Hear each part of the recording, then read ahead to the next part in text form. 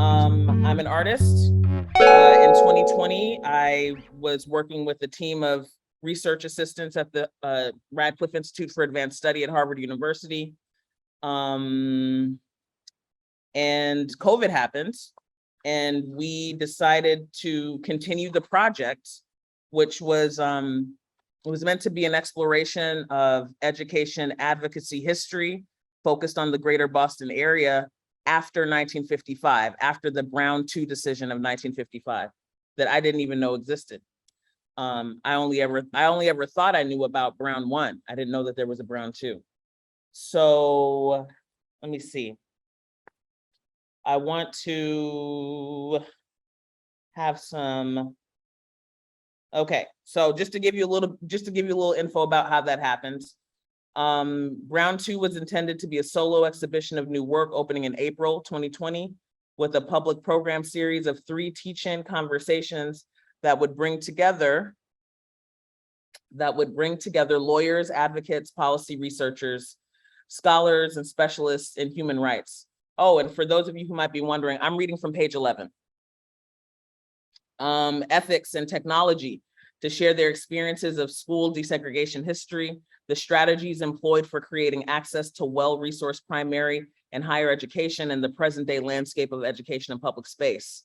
3 graduate research assistants, Kayla Jackson, who's here with us tonight, K. Anthony Jones, who's here with us tonight, and Martha Schnee, who's celebrating Yom Kippur, but will be with us next month.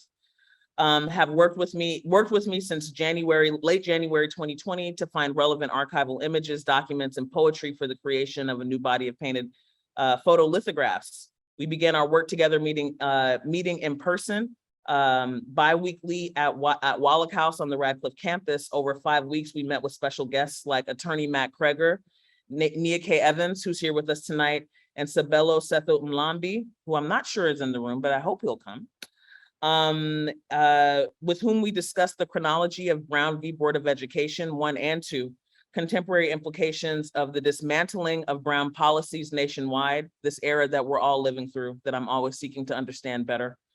Notions of humanism, education as education as essential to democracy, which was an argument that K. Anthony arrived at, that education is necessary for a true democratic process, which means literacy is necessary for democracy, which means access to literacy is necessary for actual democracy.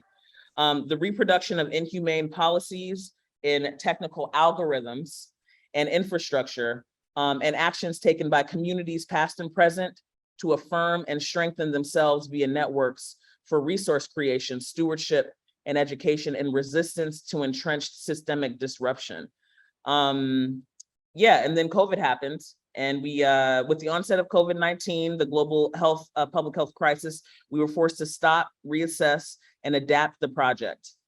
On March 13, this page 13 now. On March 13, 2020, as Harvard campus was being evacuated for the first time since 1775, and a temporary statewide mandatory quarantine began, our first video conference call took place with Professor David J. Harris.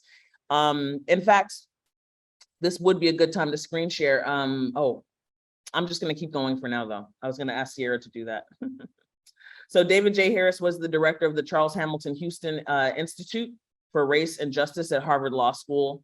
Professor Harris's generosity inspired us to continue our work as we sheltered in place. We asked ourselves, how can the project be of meaningful service at this time? How can this work be of use to learners displaced by the abrupt closure of their schools? How can we share the teach-ins and our findings with people when people cannot safely gather in large numbers? What is access without exhibition space? What is our archival impulse? This is what we arrived at. So because our time is brief, we have an hour to read exactly 1,000 words per chapter. I'm not sure if she's here with us tonight, but the amazing Rachel Vogel was our editor, and she's the one who actually helped us lasso sometimes 2 or 3 hours of conversation with these brilliant, generous people who spoke with us into 1,000 word excerpts that we can all handle together. So why don't we start with Donna Bivins? It's really an honor to have Donna Bivins with us here. Everyone we spoke to led us back to Donna. Our first in-person meeting was with Matt Kreger, and Matt told us as much as he could, and he was like, you really got to talk to Donna. Our first recorded conversation, that was kind of impromptu, was with David J. Harris. He's like, you really got to talk to Donna Bivins. And in our first conversation with Donna, I didn't realize that I could do screen captures on my computer. So I literally was so enthralled, I just took pictures on my cell phone of Martha Schnee, whose job became to make drawings as we facilitated conversations, and Donna. Donna was our very first conversation, so it was wild. There was no structure that we prepared for that conversation. I was responsible for editing this text. It was very difficult, but it became the taproot from which every other successive conversation was grounded. After this, every conversation we looked back on, we reflected on, and then we created what we called interview preparatory documents, outlines that would guide every conversation after this. So yeah, I want to stop talking. Anthony, can you read Donna's intro for us? Can you start us off on page 50? You're muted. Do you have your book? Actually, Haley, go ahead. Haley, why don't you get us started? And then we'll come back. Yes, I was going to have to go. I don't have a physical book with me. I would have to go. I had the PDF open. Hold on. Okay. We'll let Haley get us started because I can see they're holding their book, and we'll just come back to you whenever you're ready. Page 50, you said? Yep, page 50. Donna Bivins is a diversity, inclusion, and equity consultant and trainer. As director of the Boston Busing Desegregation Project, she worked with the Union of Minority Neighborhoods to collect stories from community members about Boston in the 1970s and 1980s, and members' own experiences of school desegregation for the film Can We Talk? Learning from Boston's Busing Desegregation Crisis, 2011. Bivins, apologies if I got that wrong, discusses the origins and methodology of the Boston Busing Desegregation Project. She reflects on some of the lessons revealed by the project and how this history comes to bear on the present. The following text has been edited and condensed from an interview with Donna Bivins. Thank you so much, Haley, and it's great to be in another book club with you. Okay, who has a book? Who's ready to read? LaToya, we just gave you your book. I know you have a book. You have two in your house. Okay. LaToya, Tell me. We're on page 51. Mm-hmm. And everyone, we are starting with on the origins and methodology of the Boston Busing Desegregation Project, our 1,000-word transcription of a conversation with Donna Bivins at the height of the COVID lockdown. Right. So just start. You're gonna tell me when to stop. What do I do? How much Go do ahead I read? and just read until you want to pass. Read a couple of paragraphs and then pass, and somebody else will take it. Okay. All right. After 20 years as co-director of the Women's Theological Center, I was asked to work on the Union of Minority Neighborhoods project, which was to look at busing and desegregation in Boston. The way UMN got into that was through the criminal records reform work they were doing, and a lot of stories started coming out about people's trauma around segregation. There's this link. The incarceration rate started going up in the 1970s in Boston, which was the same time as the desegregation crisis. So after Corey reform, the UMN started organizing around school issues. The Boston Busing / Desegregation Project story collection started with the film, Can We Talk? In the film were people we met through organizing in either the courts or the schools. I continue to think that we made a good decision to start with the people we knew because they had a view of this that most people did not see. And in many ways, what they saw and where they stood in the system tells you a lot about where we are today. We used the film to go around and ask people, is it important to visit this history? And if so, why? Even before the film, we started asking people that, and they would say, yes, it's important to visit the history, but not as a history lesson. Do it to see what it means for today. We were clear that we needed to really look at this history that was living. We used the film to talk to people in a lot of Boston suburbs and to get a sense of how this history is alive. We looked to see what the recurring themes were. It taught me a lot about where we are right now. The stories were amazing. After that, we produced a report, Unfinished Business, 7 questions, 7 lessons. And that we took those stories and looked at patterns. I tried not to bring my lens of systemic racism so directly. I really tried to listen to the people and not impose something on them. I was constantly trying to see what was happening systemically, looking for similarities, differences, and exchanges, ways of looking at how information is shared. If you're dealing with a system, you can't really change the system. You can influence it, but you can't really change it because it's active. That's how I think about white supremacy. You go back and forth to move it. Awesome. Let's thank you so much, LaToya. Would someone else like to read?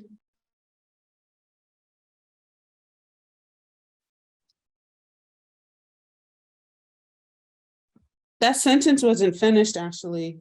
It goes to the next page. Oh, I'm so sorry. I was trying to catch up. It's something. Nia, why I'll don't you? finish the next sentence and somebody else, unless somebody else ready to jump in. Okay, Say well, something different. What You want me was to finish this? I can finish. It says to say something different, to try to influence it, but it is there and it hasn't been destroyed. It continues to mutate. It continues to change and move. What were the questions that were coming up then are still relevant now?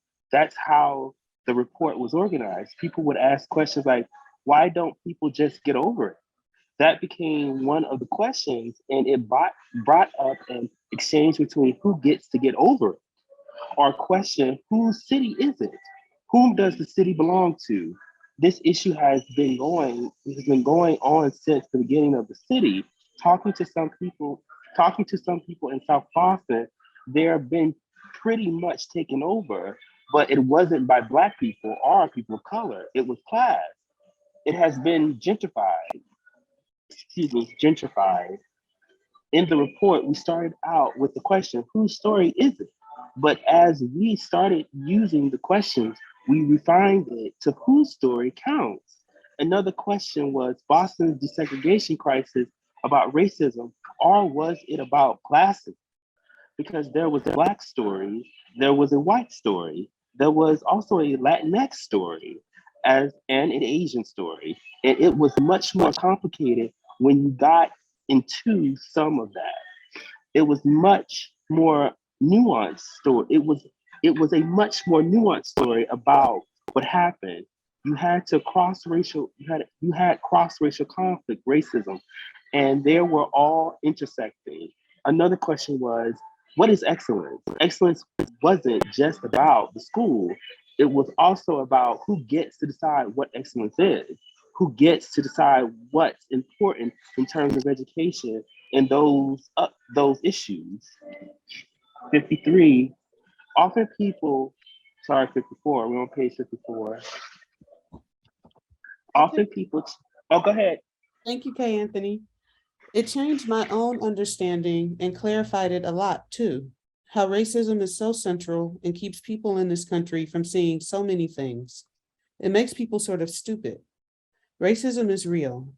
I was born in the South and raised in the Midwest, and Boston is the first place I lived where I was called the N-word by people driving down the street. My sister and I were walking and had a bottle thrown at us. It was all over the city. It was strange because Boston has this reputation with a lot of people, but not with Black people, for being a very liberal city. That whole myth was being punctured in the late 1970s because the response to desegregation was so violent. I see the way that people don't even want to talk about it. I think I'm more perplexed now than I was back then about how it plays out, especially within the education system. Racism is so foundational to understanding so many things in this country. And you have this whole white supremacist fear-based energy building. There's a lot more enlightenment on one hand and a lot more pushback and even violence on the other hand. Often people my age or older who got into desegregation or who brought about desegregation had their own view of racism and could see patterns, and that was really important. People who've grown up in this era, younger people we talked to, were upset that they didn't know this history and were piecing it together with their experience. If you're older and have gone through all this, you see patterns. But if you are growing up in this time, you see that it's not back then and things have changed a lot. Sometimes the intergenerational struggle I see, especially among Black people, is holding both of those. Pass.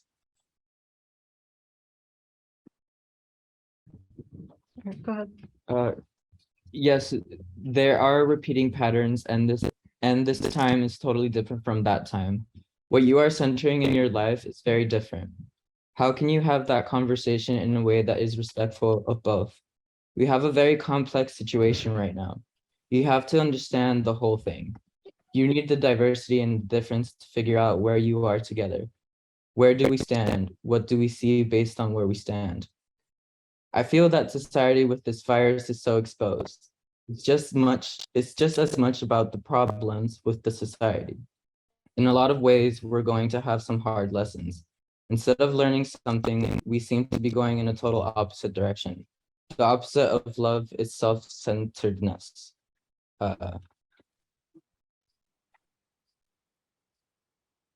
That's it. That's the end of the chapter. Yep. That's it. Mic drop. Thank you. Nia, do you think we should pause and invite people to reflect on their thoughts, ask Donna any questions? We actually have Donna here with us in the room. I'm curious, because that was so long ago now, what Donna thinks, hearing these words read back to her. So Nia, do you think we should pause, or should we jump right into your chapter and then come back around to both of them? Sure, let's pause. It seems appropriate to pause. Okay. Donna, how do you feel? How do you feel hearing that now? I like hearing it because, you know, after I did it, I got sick during COVID, not from COVID, but I couldn't really re-engage with it. And I was thinking, oh, this doesn't make any sense. But then now it makes sense. And I think I still agree with myself, which is, you know, sometimes you don't even agree with yourself anymore. So it's funny to see that. And I think with the, you know, I was seeing at the beginning of the pandemic how it was going to change things.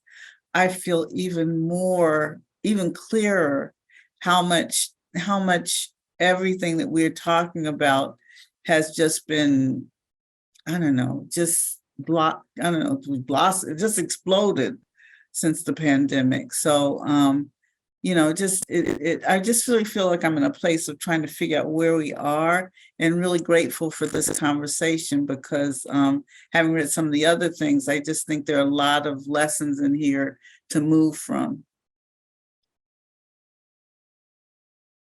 Thank you, Donna. Does anyone have any thoughts, any questions before we move into reading Nia's chapter? I'm really excited that these two were paired together to start. Donna starts us off with what the ground looked like here. Oh, you know what? You know who I want to hear from? Wait, hold Lee on. Baxter. Wait, Tomashi. Yeah. Okay. Yeah. Yeah. I'll say it. I got that thing when she said, talking about people say, why don't they just get over it? Because I hear a lot of that they just get over it. That some people just want to think of the Blacks. Like I hear that a lot in South Boston sometimes. That they don't, and it kind of gets me. Trump has brought this stuff out more before, and I think there was some classism in it too. It makes it, because I feel like I worked at the high school, I suffered it, but I did believe in we should be integrated. But what got me is that the people in the suburbs were telling us, and we were the bad guys, and they weren't looking in their own backyard. And that got me, that this is the class thing. Like they're always pushing the stuff onto the working class. Because when I worked at the high school, I came from the country, and the other stuff, I didn't like it when they talked about rednecks and everything. I mean, I was for integrating the schools, but you didn't like condemning them because like I came from the country and I thought, but then when it came busing, I just got out of college, I graduated. I was on the civil service list. I worked for the nurses and they said, well, this is my backyard. I can take a stand. And I kind of feel that actually I did get some harassment from the Ku Klux Klan and, you know, stuff like that.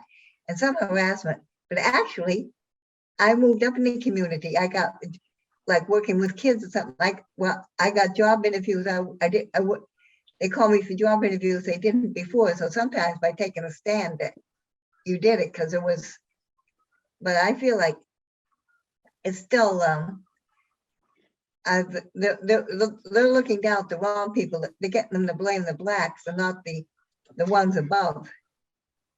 But that's I don't interesting. feel- That's Thank what you. you're saying. Oh, sorry. Hold on a second, Anthony, because we have a hand up and we also have a question in the chat. Thank you so much for that reflection, Louise. Lady, hold on one sec. We have Luna in the chat with a question. What was it like having those cross-cultural conversations on advocacy with Latinx people in particular? And this sounds like a question for Donna. Yeah, it's a long story. I mean, there are just there were just so many stories that came up during that time, and you know, there's one woman who was very involved, Carmen Pola, who really helped us to tease out the history in Latinx community. But it's very complex, you know, because it brings up stuff about, you know, as you get further down the road with the DSEG, you also get into issues of bilingual education. You get into the race issues within Latinx community. It's very it's a long story. It's a long story. Cordina's here too, and Cordina worked on the project. I wonder, you know, she might have something to say about that. Thank you, Donna, for your response. I appreciate it. Before we move on to Lady Cordina, how do you feel about that? You want to jump in with any reflections on that question from Luna?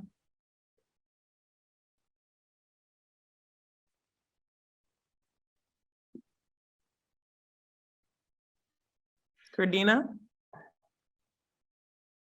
Hey. Hi. I do want to comment, but I'm not going to comment now. I was in the middle of trying to write something in response to Tracy's talking about the struggle of sharing stories across generations. I think it's not just across generations, also across class lines, which aren't necessarily individual.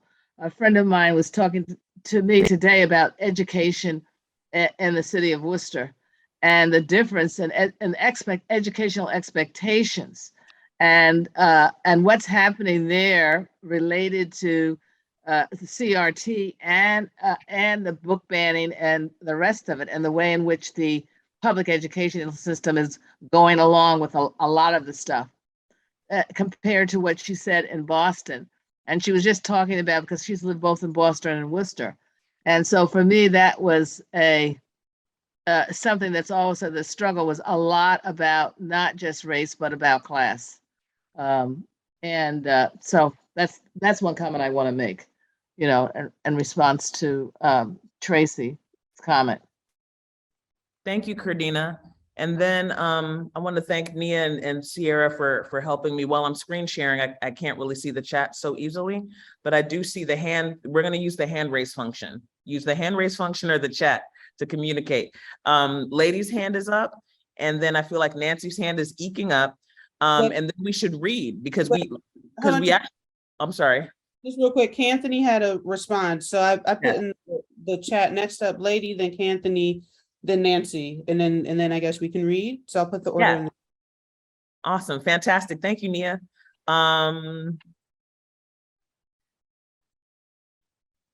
Just jump in. Okay, I'll just jump in. So I moved here from New Jersey. Hold on one second. That's the order looks like Lady. Then Anthony, and then Nancy. And Nancy. Well, just real quick, okay, so I remember what we were saying and what we were fighting in the 60s. And so across generations and within generations, there's really the barrier to sometimes to communicate. But I just want to say that it's not just class. So I mean, sometimes people conflate class with racism. And I just see that as not being a real narrative, because like you could be Derek Bell, tenured professor at Harvard Law School. You're on some road in the South, or it doesn't have to be the South, it could be right here in Boston. And some police officer could, Fruitvale station you right then and there.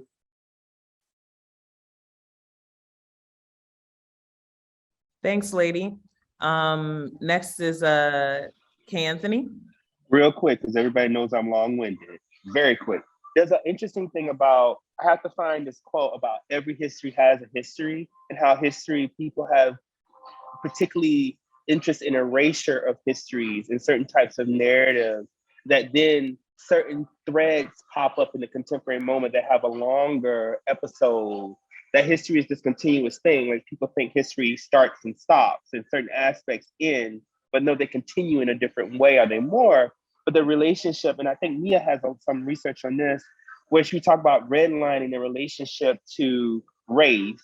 So this relationship to class, about like where people can live or where they can have home ownership and how that impacts the education system. It's all of this complicated ecosystem that works in this type of way of keeping certain people oppressed, keeping certain people in certain neighborhoods, keeping certain people educated in a certain type of way.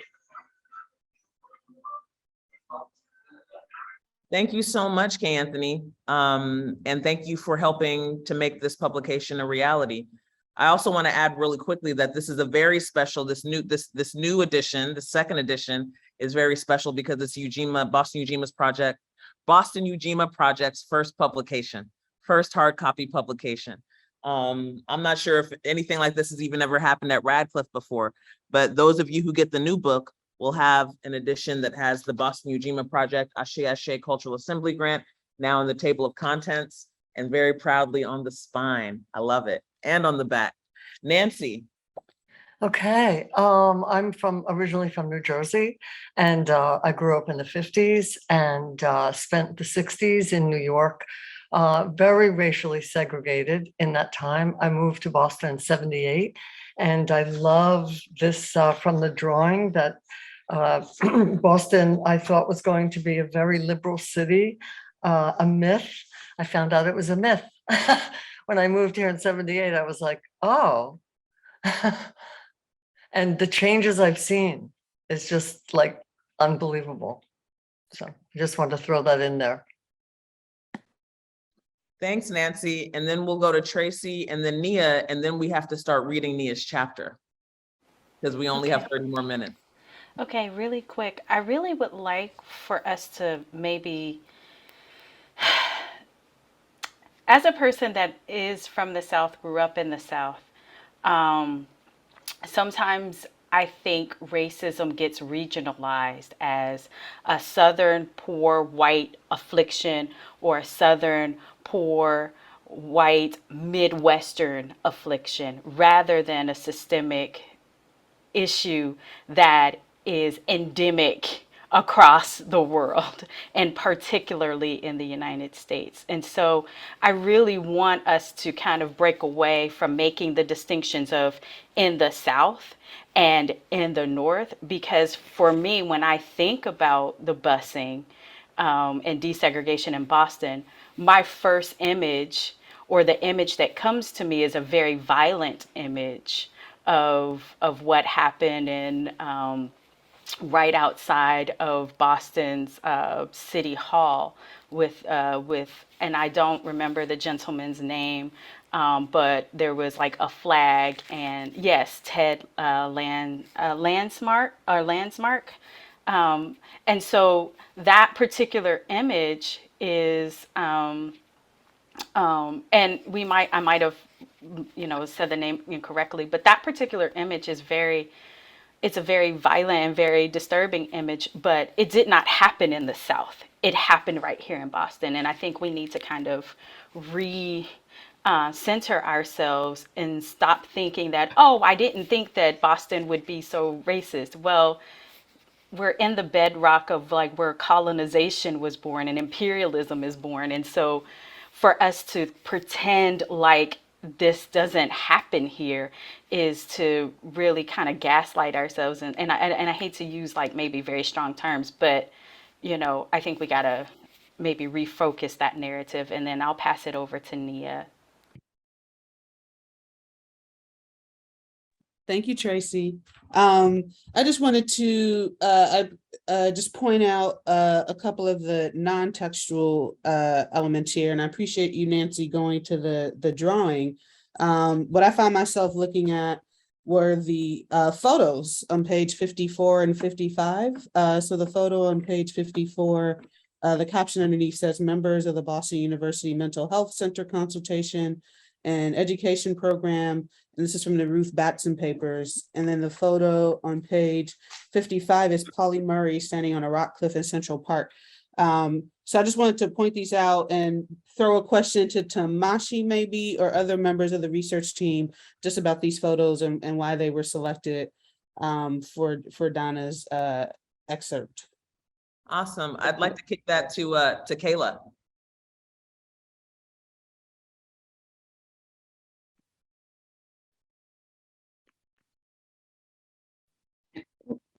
Am I responding to the chat too, or just? Nope, just Nia's last question about how we chose these images, what their significance is. Okay, just making sure, because there was like a little bit blurb in the chat. But I'll answer this in two parts. So we all kind of divided ourselves among different archives, both on Harvard's campus, but also in Boston proper, so Boston Public Library, and really just like combing through images, not refining our keywords too much, because it's a conversation we had about archives that was really important when it came to looking for images that would either serve Tomashi in her actual artistic practice or serve the publication, is that narratives are often omitted by just poor cataloging and cataloging that doesn't account for nuances of Black experience. And it's an issue that I'm pretty sure Anthony runs into, and that I definitely run into a lot when I'm doing research projects, is that you believe that there are not certain images of a particular issue or social construct, but it's that they've been categorized in a way that they're almost kept away from you. And so we had to spend time actually physically in the archives, pulling different boxes. And I think we particularly came, I don't want to say obsessed, but quite fascinated with Ruth Batson, and also just kind of falling in love with the images and the people that we got to know through that archival process. And it definitely opened up things for me and transformed my own dissertation project too. And so it became a conversation with sort of the remnants and the pieces that people left behind, but it also led us to ask different questions and to kind of reconsider who it was that we needed to talk to. And even just like the importance of a project like this. And then again, the second part of that is how that archival practice had to change once everything shut down. And so we had to start thinking different. Like, we only had what we had scanned and requested. Very few things are digitized. It's often even harder to find digitized images that are vernacular or everyday images that we were really looking for being digitized, because that's not considered important history. And our whole entire story was buried in the everyday. Something as basic and mundane as education is going to be documented differently and has to be attended to differently in the archive. But it was really hard to get those images post everything shutting down. So it was really a way for us to commune with the past and get to know these people, not just as history, but get to know their stories and give them the space that they deserved, not only in the publication, but it'll definitely live on through people that get this publication and, are sparked by something. And then, I don't know if you wanted to address, there's a few comments that happened before I spoke. We're gonna come back to those comments after we read the next chapter. This is just so great. Thank you so much, Kayla. And I can also add that the Harvard Radcliffe Institute houses the only library devoted to the history of women anywhere. And so the Schlesinger Library on the history of women in America is the holder of Pauli Murray's papers, a portion of her papers, photos that she bequeathed to them well before she passed away. And they are also holders of Ruth Batson's papers. Both of these people we find to be undersung, very important heroes, people who know them, know of the mark that they made on education advocacy, consider them to be the spines of Brown as legislative policy that it became, and a part of the spine of education advocacy in Boston.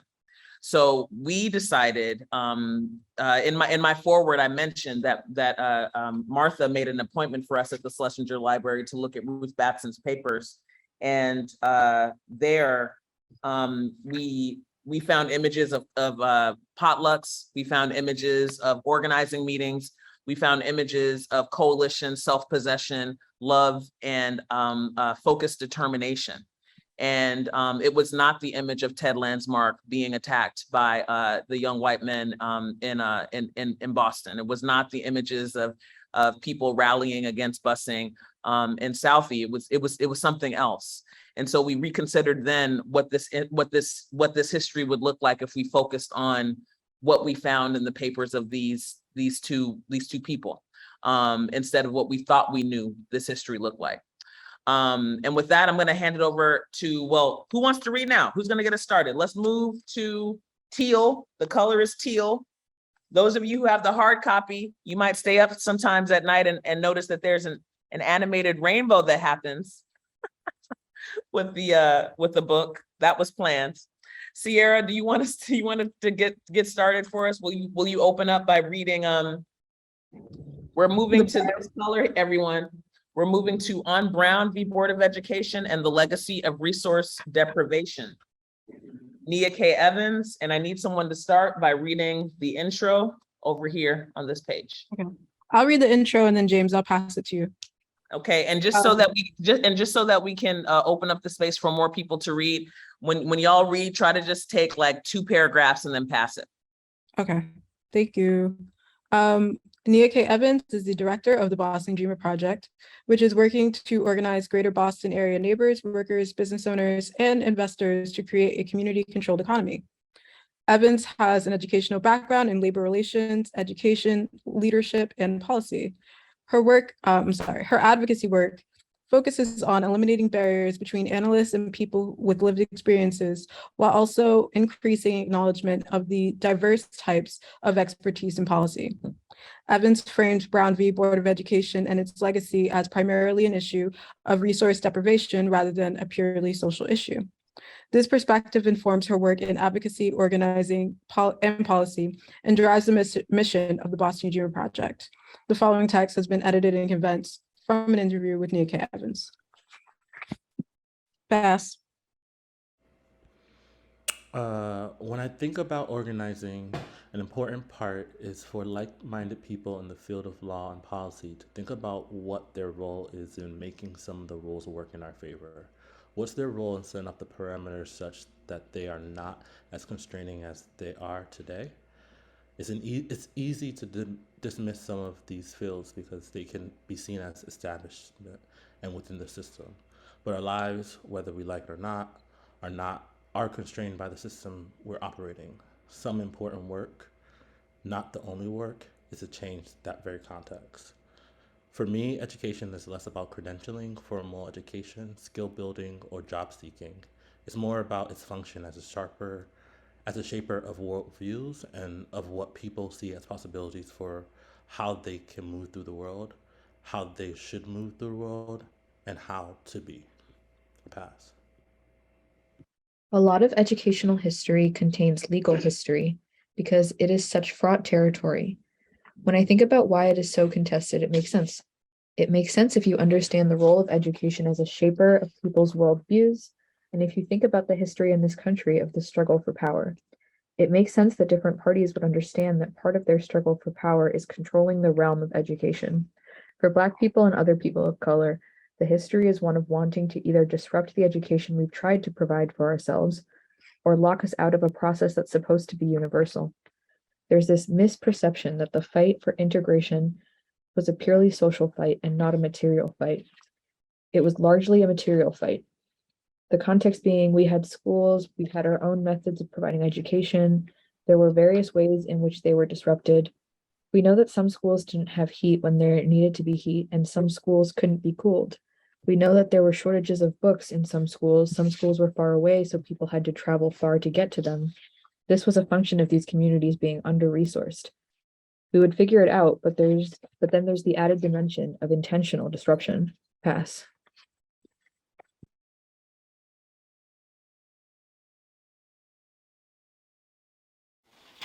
You have this school that is far away, and now you're going to do something to endanger that school.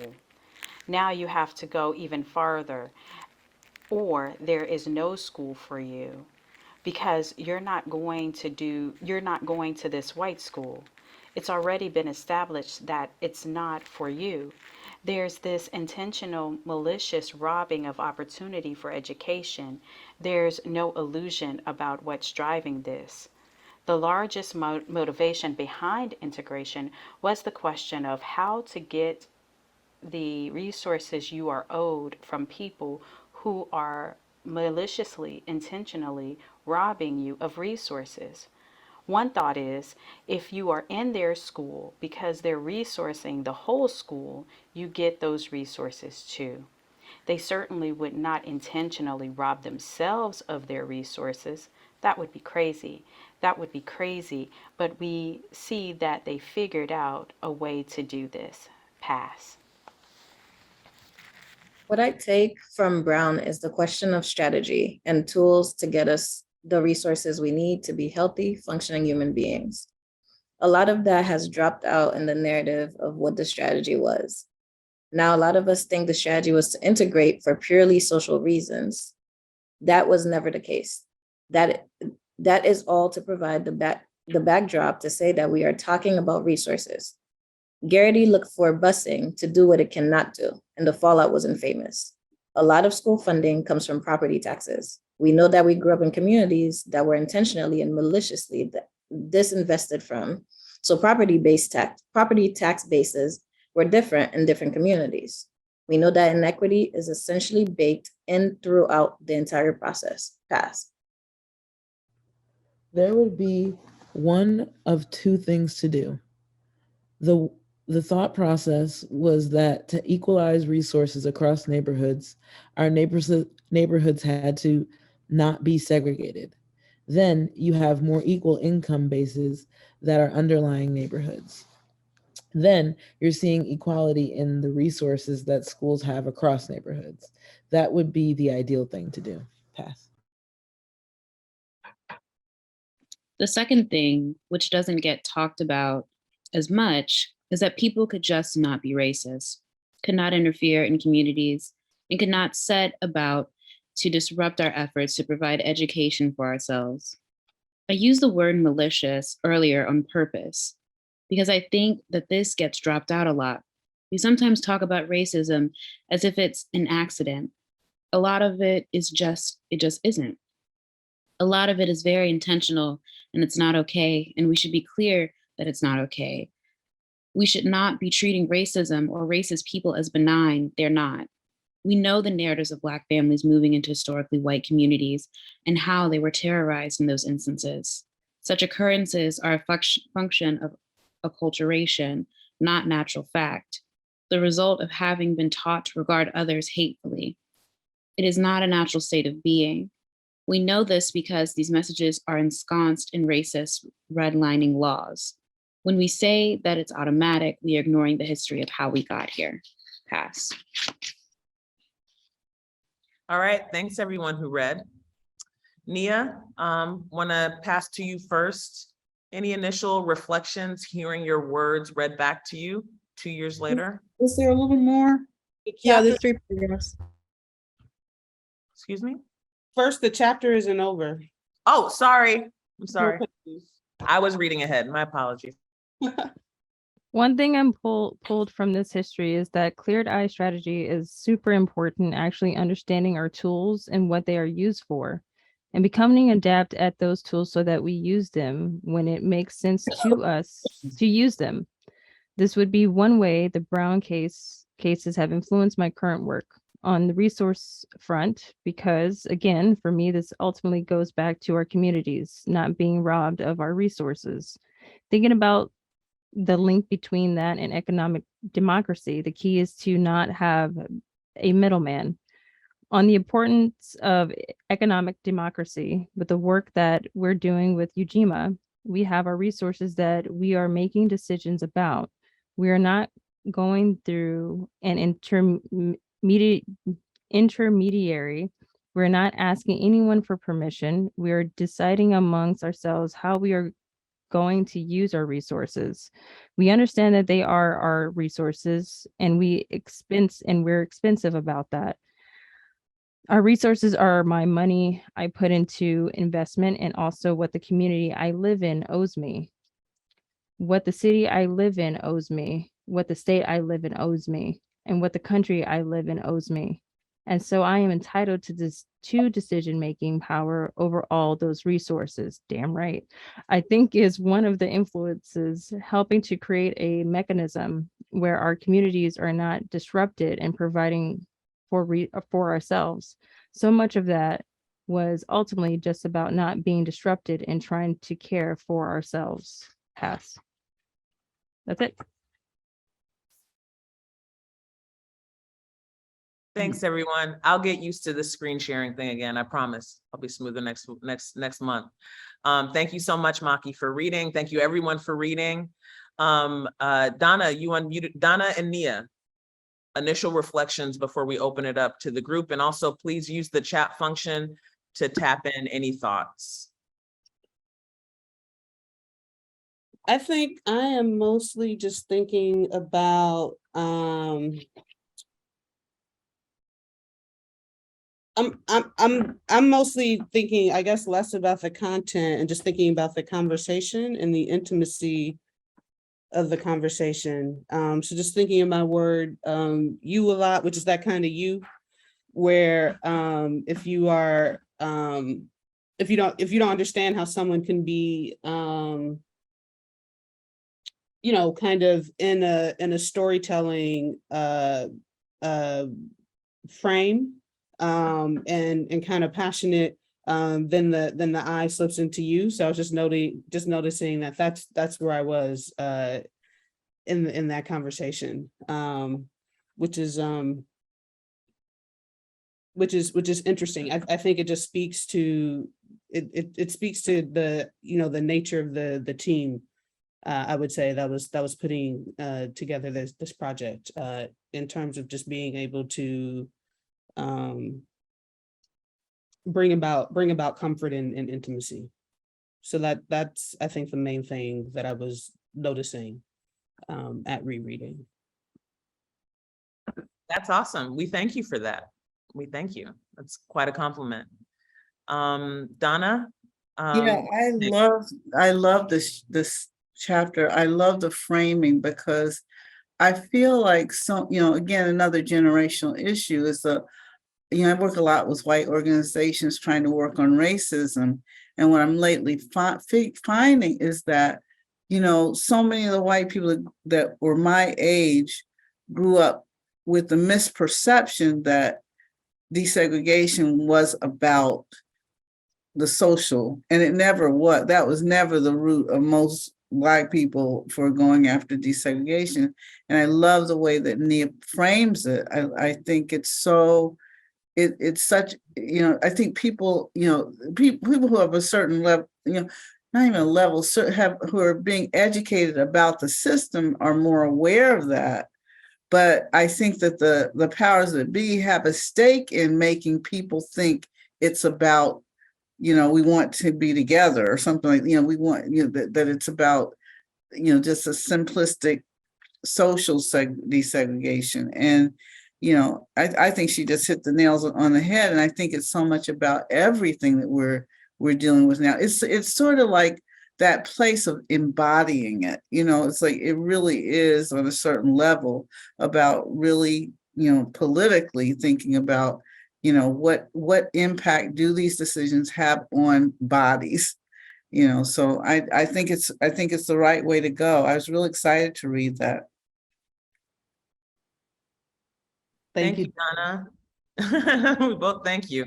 And then Lise has their hand raised, and I want to, and then Camilla and Ash. Oh, and Sierra and Luna. Okay, I see what's happening now. And Louise, I wanted to add really quickly just a fun fact about these drawings and about our editing process. Again, in some cases we had like 30,000 words, 20,000 words to pare down to 1,000. It seemed insurmountable.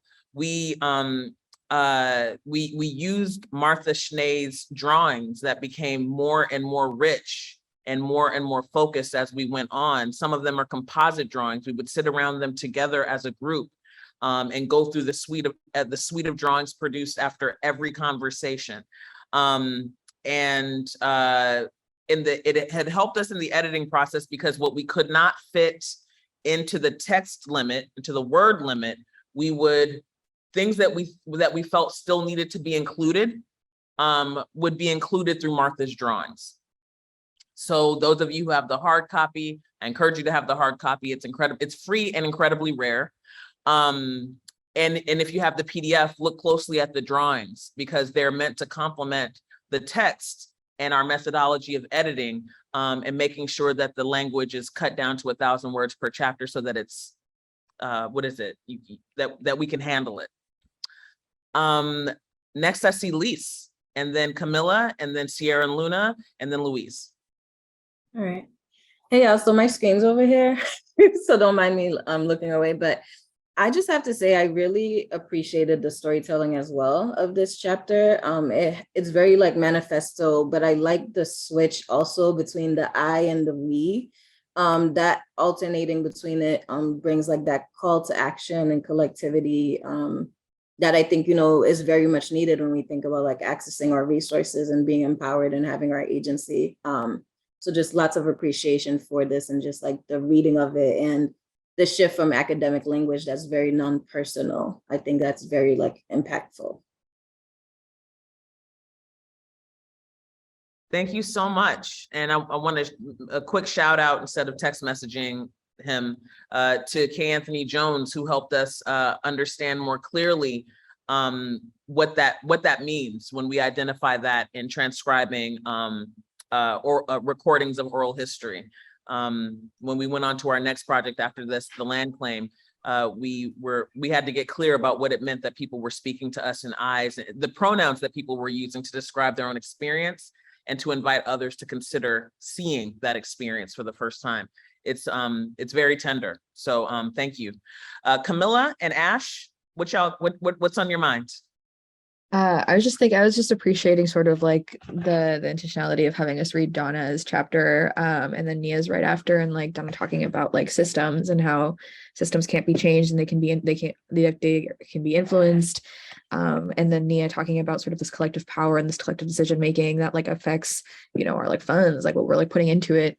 And then like the material fight for resources. Like I've been thinking about this a lot as I've started teaching in Boston public schools, like after schools, and like teaching in like predominantly Latinx schools and then some Black schools, and like just thinking about the way that teachers like allocate resources and like meet the needs of those students. And then like the bus shortage during the pandemic and shortly after, and like this idea of like a receivership and like the state just like making decisions for Boston public schools, and like how a lot of teachers are worried about the way that these material resources would be distributed in ways that like don't directly meet the needs of their students, like, like how they get to know their communities, they get to know their populations, and like adjust to try and their best to meet their needs. Obviously, teachers are like underfunded and underpaid and under resources, like a lot of people are. But anyways, I guess I just wanted to appreciate like the conversation about systems and how it leads to like the actions we take now. Pass. Did you have something? You guys can, okay, well, my thoughts were along, like, the last part of this has me really thinking about, like, in COVID, one of the things that I had experienced was like mutual aid groups that were popping up on social media, and like that, you know, especially in the early days of that pandemic when, like, you know, the government was not really doing what it needed to do, and there was a lot of misinformation, a lot of things going out, that there were these cropping up of like community resources for people. There was Facebook groups where people could post their Venmo and say like, I'm $400 short on rent, and people were contributing, and sort of that we did create this structure to like support our own community without any oversight, you know, that you know, the part where it says like that you have to learn to hate other people is just sort of all like ringing true for me. But that's like an interesting connection, I guess. Thank you, my dears. Shout out to any and all former Mass Art students I got to work with who came tonight, including Camilla and Ash and Haley.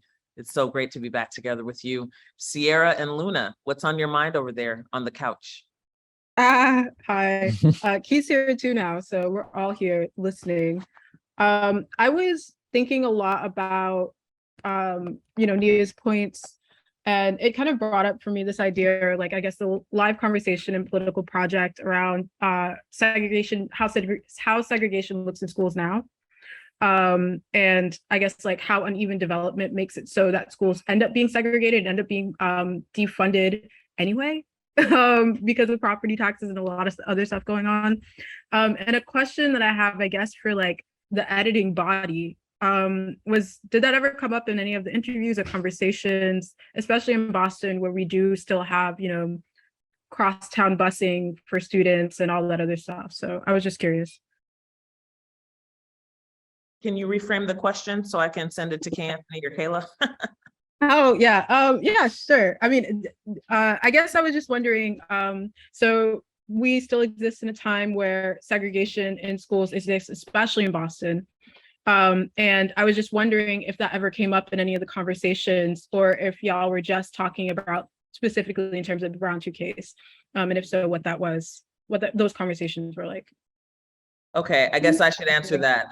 That fact inspired this whole inquiry, and inspired my first round of inquiry into Brown 1 when I went off to study painting in New Haven for a couple of years, where I met Marlene, using the law school archives, where nobody else seemed to care about books about Brown or School, he said, because they were dusty and I didn't have to worry about keeping them for a whole year because nobody else was asking for them.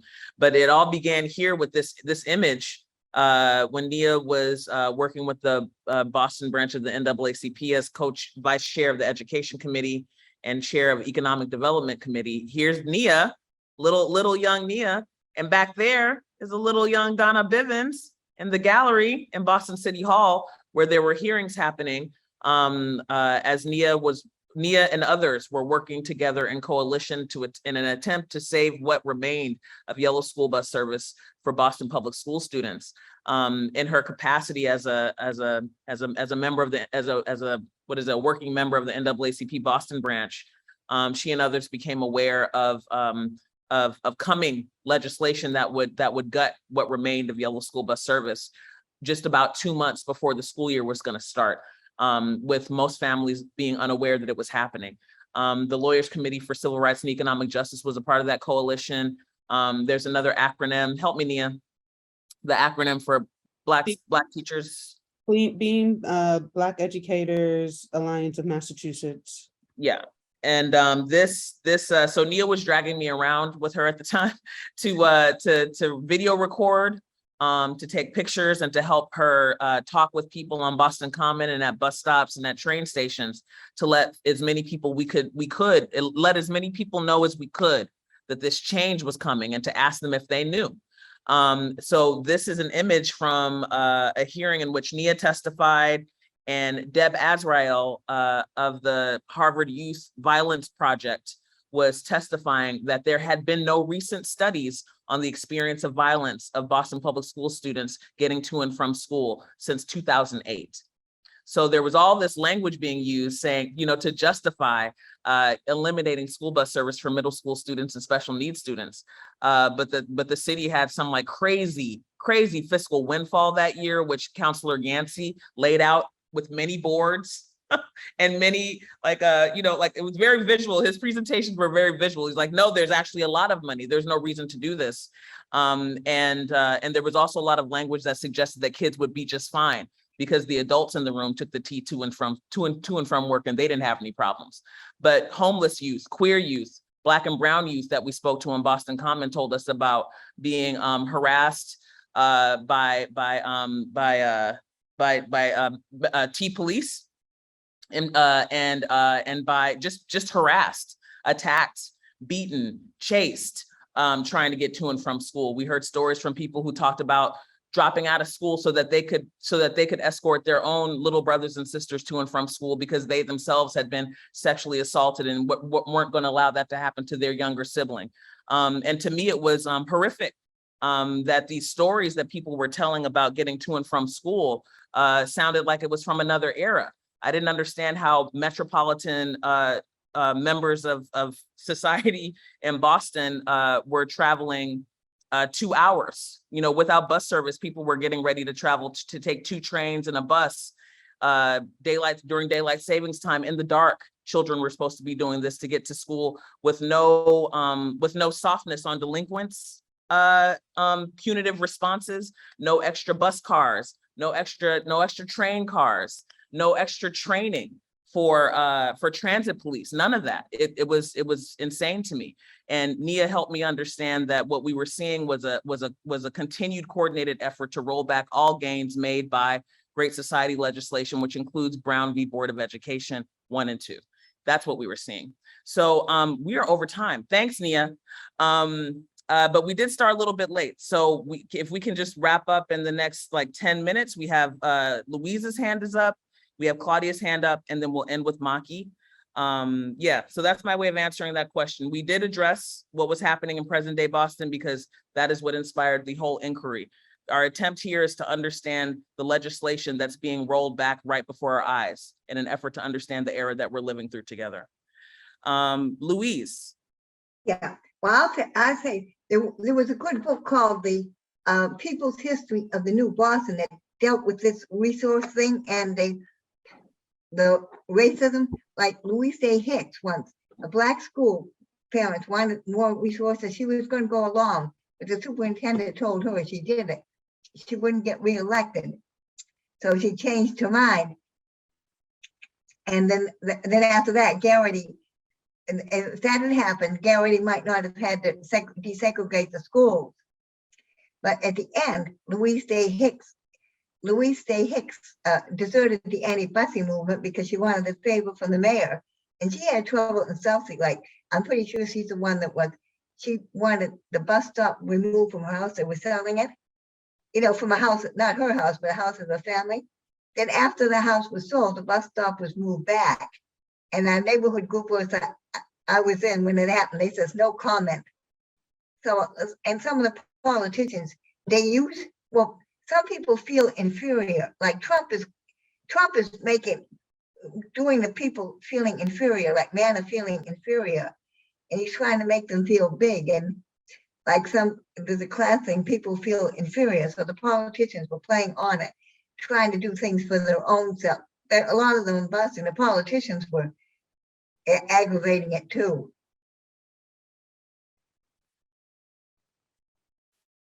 Thank you, Louise. Thank you, Louise. And we will keep coming to South Boston to knock on your door to remind you of every coming gathering, because we want you present for each one of these readings as we continue to go through this history that you and Donna, so many others lived. Claudia, and then Maki, and then we will close out. Hi.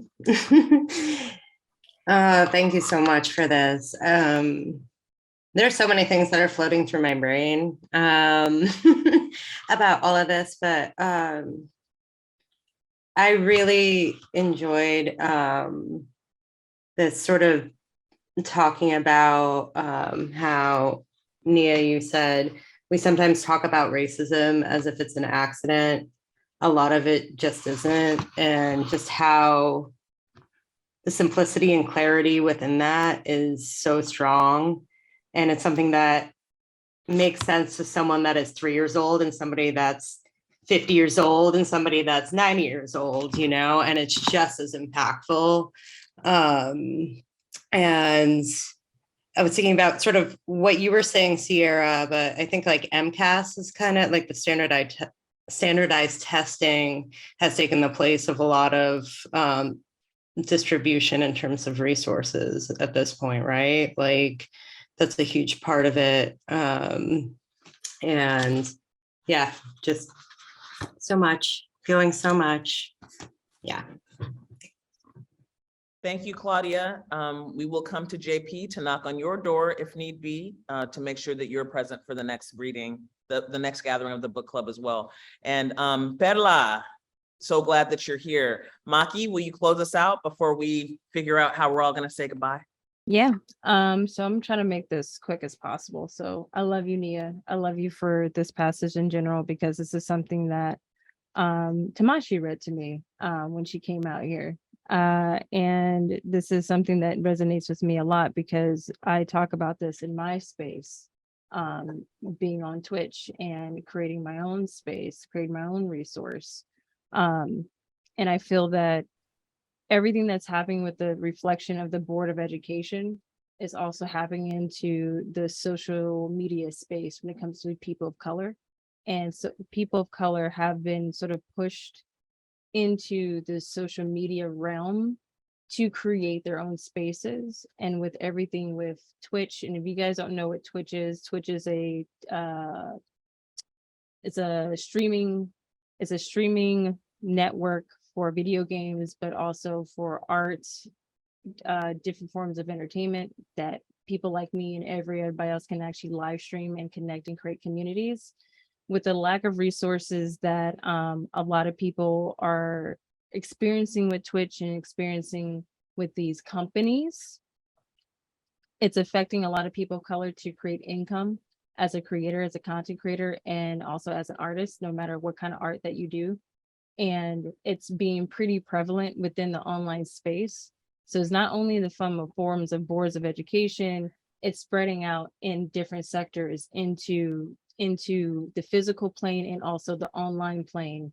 And it's been frustrating me personally. And I love this passage, especially the fact that you mentioned that this is malicious, because it's insidious and it's malicious and it's tactful. And it's a tactic that I feel that a lot of us, people of color, think that going on underground or going back into the underground railroads is going to be like the solution, and that's not the solution anymore, because we already been there, done that. We need to find a new way of approaching these issues, and it's about holding people accountable and calling people out on their bullshit and putting the pressure on them to face their own racism and their own sense of hypocrisy.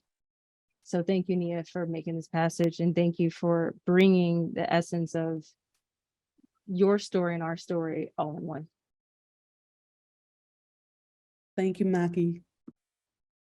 Thank you, Maki, and thank you everyone for being present for our first gathering of the Brown 2 Book Club, funded and supported by Boston Ujima Project members who voted to support this project through the Ashe Ashe Cultural Assembly grant, with which we have reprinted a small run of the second edition of the Brown 2 book.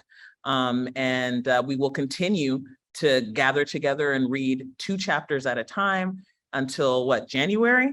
If you have a Twitch handle, drop it in the link, drop it in the chat. If you have an IG handle, if you have a way to share your work that you want to share with this burgeoning community, this book club community, go ahead and drop that now. I want to drop just one thing in the chat that I just closed. Evolution of Brown. There's an article, Evolution of Brown. There it is, Evolution of Brown 2.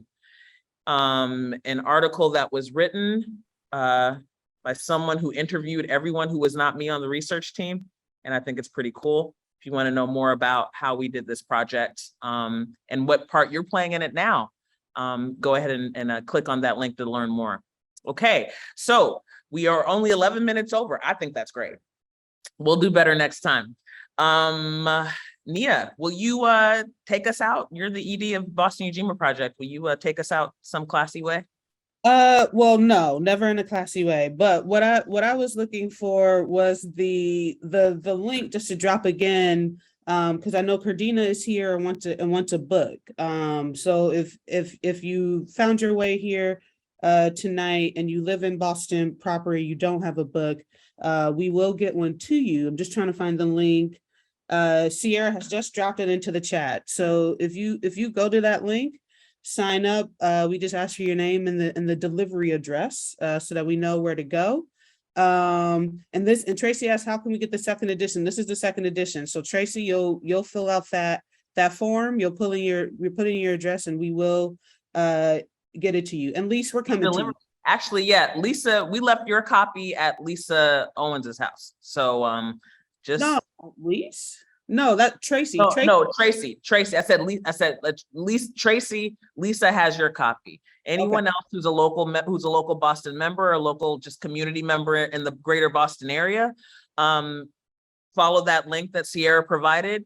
Register in the request form, just like Nancy did, just like Perla did, just like Latoya did, and we will be happy to deliver before the next gathering, which will happen next month.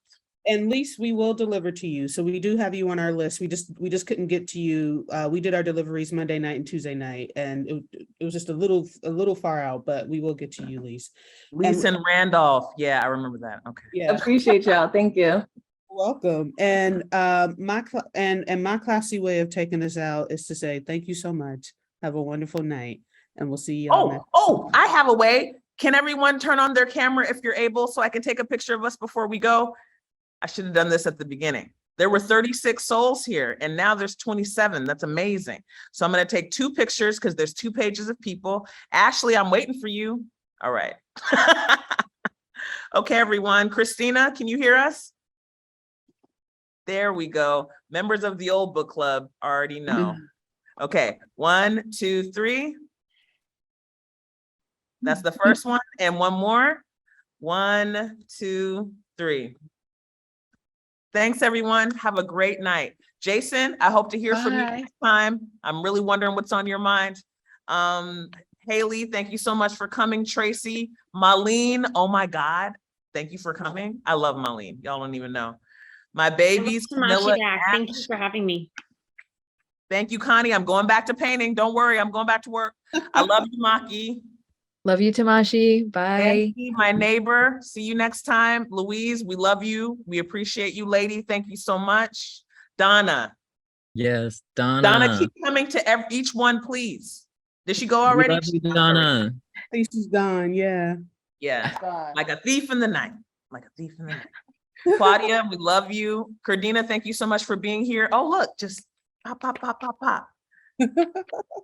Thank you, Kay Anthony. Thank you, Perla. DC Pearl. Thank you so much. Oh my God. How do you feel, Perla Mabel?